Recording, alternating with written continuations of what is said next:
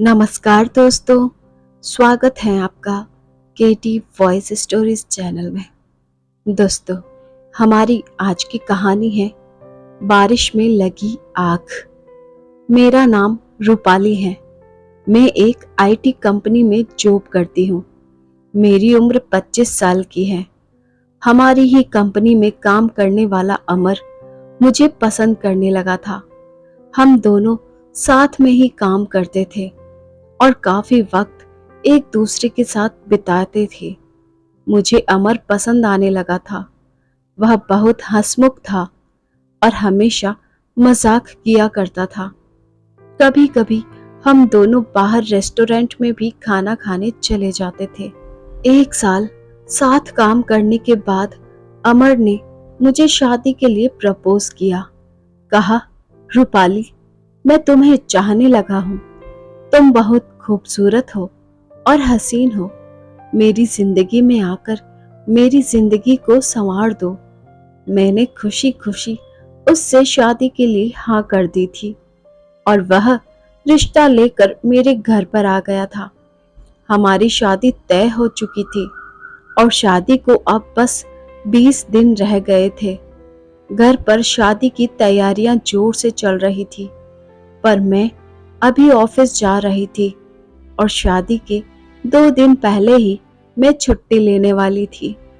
Private company में छुट्टी मिल पाना मुश्किल होता है, इसलिए सारी तैयारी मेरे घर वाले ही कर रहे थे। मेरे भैया तो बात बात पर मेरा मजाक उड़ा रहा था और मैं अंदर ही अंदर खुश थी कि अब मेरी जिंदगी में एक नया मोड़ आएगा। मेरे अकेलेपन भरी जिंदगी में अब मुझे प्यार मिलने वाला था और जिस चीज की जरूरत हर इंसान को होती है वह चीज मिलने वाली थी। अब मैं अमर के ख्यालों में ही खोई रहती थी।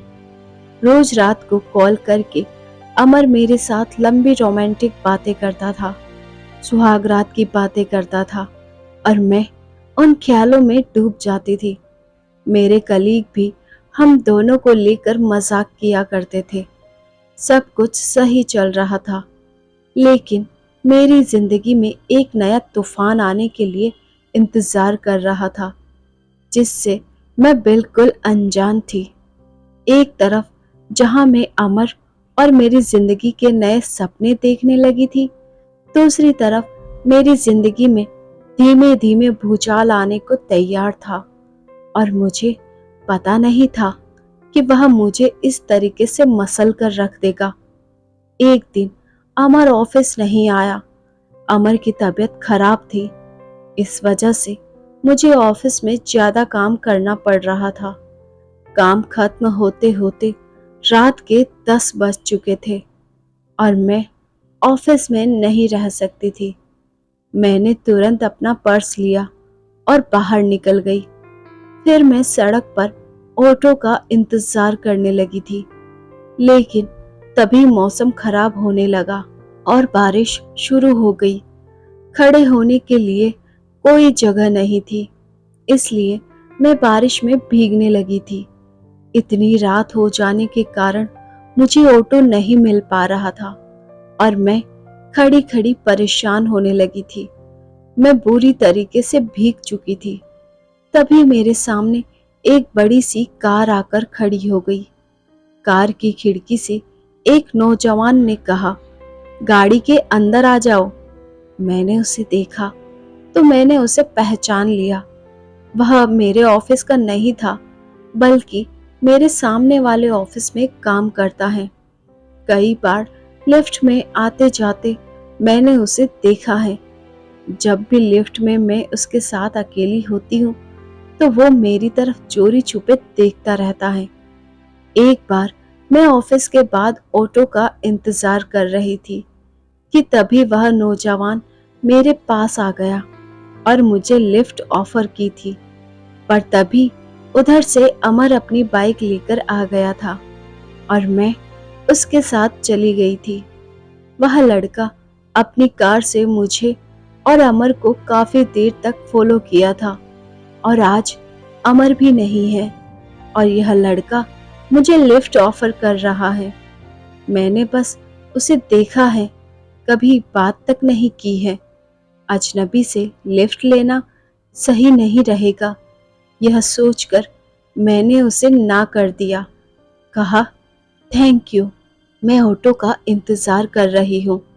इतने में वह नौजवान भागता हुआ बाहर निकल आया। कहने लगा, रात के 11 बज चुके हैं, इतनी रात को तुम्हें ऑटो नहीं मिलेगा क्योंकि मौसम इतना खराब है, तुम मेरे साथ चलो। फिर वो मेरे जवाब का इंतजार करने लगा। थोड़ा सोच समझकर मुझे लगा कि इसकी मदद लेनी चाहिए और उसके साथ मैं उसकी गाड़ी में बैठ गई। उसने कहा, तुम तो पूरी तरीके से भीग चुकी हो, मेरा घर सामने ही है, चलो पहले अपने कपड़े बदल लो, फिर मैं तुम्हें ड्रॉप कर दूंगा। मैं ठंड से कांपने लगी थी। वो मुझे अपने घर लेकर चला आया और तुरंत ही मुझे एक टॉवल पकड़ा दिया। उसके बाद वह अपने कमरे में लेकर आ गया और अपना एक शर्ट पैंट मुझे दिया और कहा, इसे पहन लो। वह कमरे से बाहर चला गया था। मैं अपने जिस्म को पोंछ रही थी, तभी मुझे सामने पड़ा हेयर ड्रायर नजर आया। मैंने सोचा पहले अपने बाल सुखा लेती हूँ, क्योंकि मेरा सिर गीला रहे तो मुझे बहुत ही परेशानी होती है। बाल सुखाते सुखाते थोड़ा टाइम लग गया। फिर मैं अपने गीले कपड़े उतार कर अपने शरीर को पोंछने लगी कि तभी वह लड़का कमरे के अंदर आ गया। उस वक्त मैंने कुछ भी नहीं पहना हुआ था। उसने मुझे उस हाल में देख लिया। एक पल तो वह मुझे देखता ही रह गया, लेकिन अगले ही पल सॉरी करके दरवाजा बंद कर दिया। मेरी हालत तो बहुत खराब हो चुकी थी। एक नौजवान लड़के ने मुझे इस हालत में देख लिया। मैंने तुरंत शर्ट पहन लिया, लेकिन उसकी पैंट मुझे नहीं आ रही थी, तो मैंने टॉवल लपेट लिया।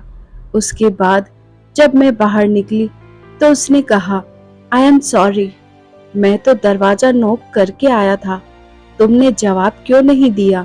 मुझे ध्यान आया कि उसने दरवाजा नॉक किया था। मैं इतनी डिस्टर्ब थी कि कुछ कह नहीं पाई।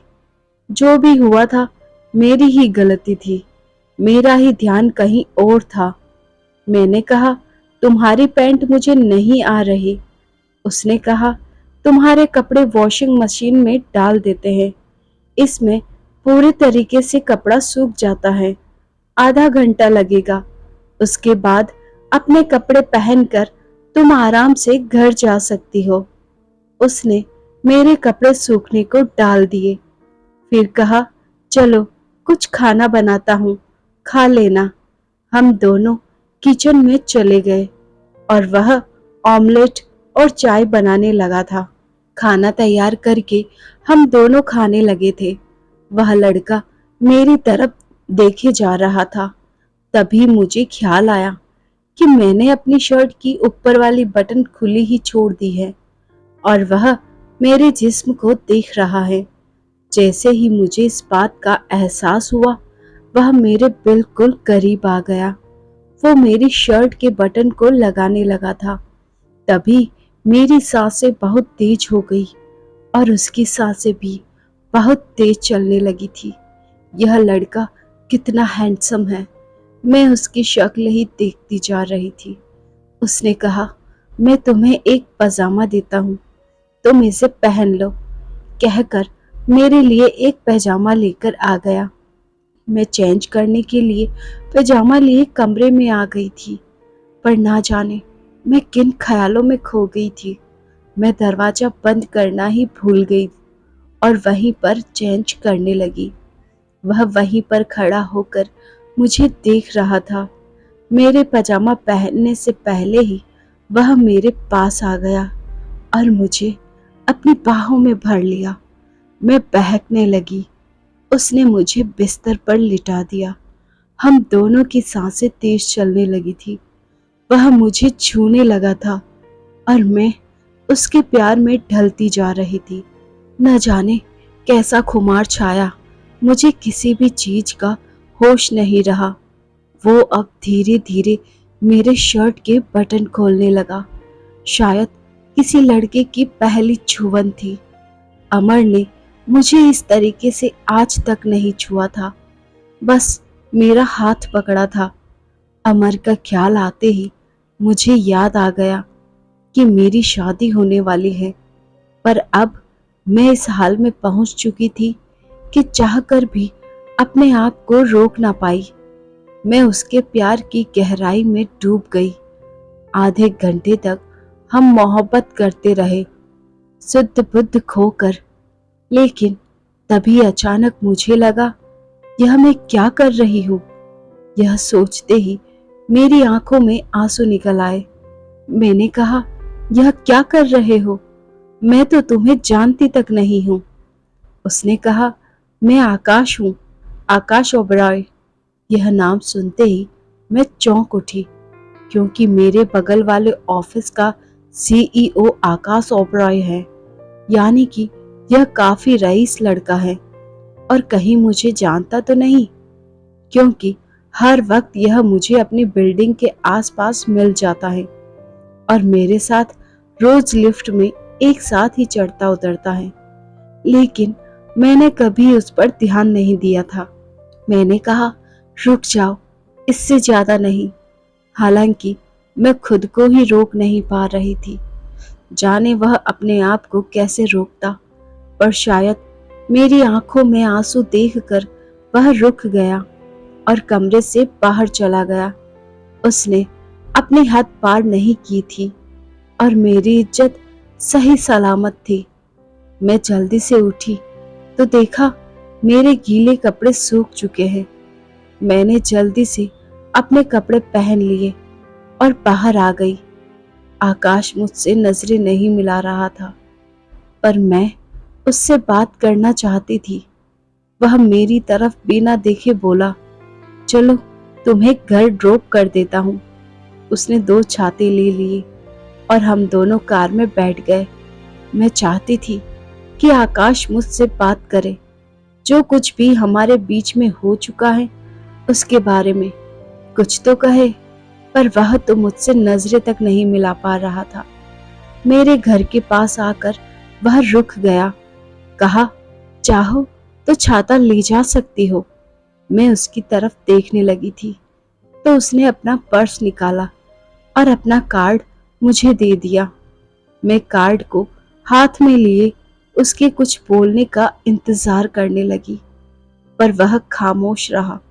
अचानक ना जाने मुझे क्या हुआ, मैं उसके करीब चली गई और उसके होठों पर किस किया। वह मेरी तरफ प्यार भरी नजरों से देखता रहा। मैं कार से उतरकर अपने घर आ गई थी। अपने बेडरूम में जाकर आधे घंटे तो मैं यही सोचती रही कि आज क्या हो गया। लेकिन तभी उसका कार्ड मैंने देखा तो उसमें उसका फोन नंबर था। बिना सोचे ही मैंने उसके नंबर को डायल किया। आकाश ने फोन उठाया तो मैंने कहा, मैं रूपाली बोल रही हूँ। आज जो कुछ भी हुआ, उसने बात को काटते हुए कहा, मैं उसी के बारे में सोच रहा हूँ। अपने बेड पर लेटे लेटे उन यादों में खोया हुआ हूँ। यह मेरी जिंदगी का सबसे खूबसूरत लम्हा था। न जाने मेरे दिल को क्या हो गया था। यह कौन सा खिंचाव था कि मैं आकाश की ओर खिंचती चली जा रही थी। फिर उस वक्त मैं सो गई थी। अगले दिन जब मैं सुबह उठी तो मोबाइल लेकर आकाश को गुड मॉर्निंग मैसेज भेजा। आज शनिवार था और हमारी छुट्टी थी। इसका मतलब आकाश को देख नहीं पाऊंगी। तुरंत उसका रिप्लाई आया, आज क्या कर रही हो? मुझे आज शादी की शॉपिंग में जाना था, पर मैंने उसे लिखा कि मैं आज फ्री हूँ। यह मोहब्बत थी या कुछ और पता नहीं।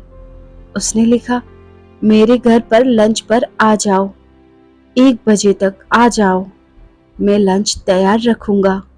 मैंने घड़ी देखी तो 9 बज चुके थे। मैं जल्दी से तैयार हो गई। अपने मम्मी पापा से कह दिया कि मैं अकेले शॉपिंग पे जा रही हूँ। आज मुझे अमर से मिलना है, लेकिन उससे पहले मैं आकाश से मिलना चाहती थी।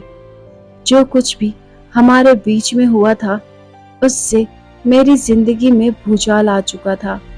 मैं खिंचती हुई उसके घर 1 बजे तक पहुंच गई। मुझे देखकर वो मुस्कुराया और घर के अंदर बुला लिया। कहा, खाना तैयार है, पहले खा लेते हैं, फिर बातें करेंगे। खाना खाने के बाद मैंने कहा, देखो आकाश, कल जो कुछ भी हुआ ना, जाने कैसे हो गया। मेरी शादी तय हो चुकी है और 19 दिन के अंदर मेरी शादी है। मेरी बात सुनकर उसके चेहरे पर गुस्सा साफ नजर आने लगा था, जैसे कि वह मुझे खोना नहीं चाहता। क्या वह मुझसे प्यार करता है? यह कहकर मैं वहां से जाने लगी थी कि उसने मेरा हाथ पकड़ लिया। कहा, अगर तुम्हारा इरादा बदल जाए तो मैं तुम्हारा यहीं इंतजार करूंगा। उसकी आंखों में मुझे अपने लिए मोहब्बत नजर आ रही थी। उसके एक स्पर्श से मेरे पूरे बदन में हलचल शुरू हो गई थी। मैं यूं कमजोर क्यों पड़ती जा रही हूँ? मैं तुरंत उसके करीब आ गई और उसे एक हग किया। वह पल मुझे बिल्कुल पागल कर रहा था। बहुत मुश्किल से उससे अलग होकर मैं बाहर निकल आई थी और अमर के साथ फिर शॉपिंग में बिजी हो गई थी। रात को मैं घर आई तो अमर का फोन आया, पर ना जाने क्यों अब उससे बात करने का मन बिल्कुल नहीं कर रहा था। वह रोमांस जो हमारे बीच में फोन में होता था, उसमें मुझे मन नहीं लग रहा था। मैंने कहा, अमर, मैं बहुत थकी हुई हूँ, कल बात करते हैं, कहकर मैंने फोन रख दिया था। और फिर ना चाहते हुए भी मैंने आकाश को कॉल किया। आकाश ने फोन उठाते ही पूछा, आज क्या किया सारा दिन? मैंने कहा, मैं अमर के साथ शादी की शॉपिंग में बिजी थी। तुमने क्या किया? उसने कहा, बस तुम्हारे ख्यालों में खोया हुआ था। वह ख्याल दिल से निकलते ही नहीं। अगर कल फ्री हो तो कल लंच में आ जाना। मैंने कहा, मैं नहीं आऊंगी, तुम्हें पता है मेरी शादी होने वाली है, कहकर मैंने फोन रख दिया। पर ना जाने कौन सी शक्ति थी कि अगले दिन 12 बजे फिर से मैं उसके घर पर पहुंच गई थी। आकाश मुझे देखकर मुस्कुराने लगा और फिर मुझे अंदर बुला लिया। खाना खाने के बाद हम दोनों सोफे पर बैठे हुए थे। अचानक वह मुझ पर टूट पड़ा और मुझसे प्यार करने लगा। मुझे छूने लगा। कहा, तुम तो कह रही थी नहीं आऊंगी, फिर कैसे आ गई? क्या तुम भी वही महसूस करती हो जो मैं करता हूँ? तो फिर यह दूरी क्यों? इस दूरी को मिटा देते हैं। उसकी बातों से मैं मदहोश होने लगी थी, उसके प्यार को महसूस करने लगी थी। उस पल में मैं इस कदर डूब चुकी थी, उसने मुझे पूरे तरीके से अपना बना लिया। जब मुझे होश आया तो बहुत देर हो चुकी थी। 18 दिन के अंदर मेरी शादी है और मैं पूरे तरीके से आकाश की हो चुकी हूँ। आकाश ने कहा, अब तुम मेरी हो, मैं तुम्हारा साथ नहीं छोड़ सकता, चलो मेरे साथ। वह मुझे अपने साथ अपनी कार में मेरे घर लेकर आ गया और सीधे मेरे घर के अंदर घुस गया। फिर मेरे मम्मी पापा को बुलाने लगा। मेरे मम्मी पापा आए तो बड़ी ही अजीब निगाहों से उसे देखने लगे थे। आकाश ने अपना परिचय दिया, फिर कहा, आपकी बेटी और मैं एक हो चुके हैं, अब अलग नहीं हो सकते। उसकी इस बात से मेरा चेहरा बिल्कुल शर्म से लाल हो गया। उसने मेरे मम्मी पापा को यह बात कैसे कह दी? मेरे मम्मी पापा बड़ी बड़ी आंखें बनाकर मेरी ओर देखने लगे थे और कहने लगे कि मेरी बेटी की तो कुछ दिनों के बाद शादी है। लेकिन तभी उसने अपनी जेब से एक छोटी सी डिब्बी निकाली। खोला तो उसके अंदर सिंदूर था। उसने मेरी मांग भर दी और कहा, अब से रूपाली मेरी पत्नी है। उसने मेरा हाथ थामा और मुझे लेकर अपने साथ अपने घर आ गया। फिर क्या बताऊं, उस भूचाल के साथ मैं बह गई। अमर का दिल टूट चुका था क्योंकि हमारी शादी टूट गई थी। मेरे मम्मी पापा को तो मानो विश्वास ही नहीं हो रहा था कि यह क्या हुआ, और ना ही मैं कुछ समझ पाई थी कि किस कदर मैं अनजान लड़के के इतने करीब आ गई थी कि अपनी खुद की शादी तोड़कर उसके साथ घर बसा लिया था। पर शायद यही मोहब्बत है। कई बार मोहब्बत में हम अपने होशो हवास गंवा बैठते हैं, और यही हुआ था मेरे साथ। तो दोस्तों, अगर आपको यह कहानी पसंद आई हो तो कमेंट करके ज़रूर बताइए।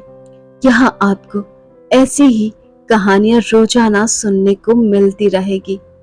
अगर चैनल पर आप नए हैं तो सब्सक्राइब करें, साथ में बेल आइकन को प्रेस करें ताकि न्यू स्टोरीज का नोटिफिकेशन सबसे पहले आपको मिल सके।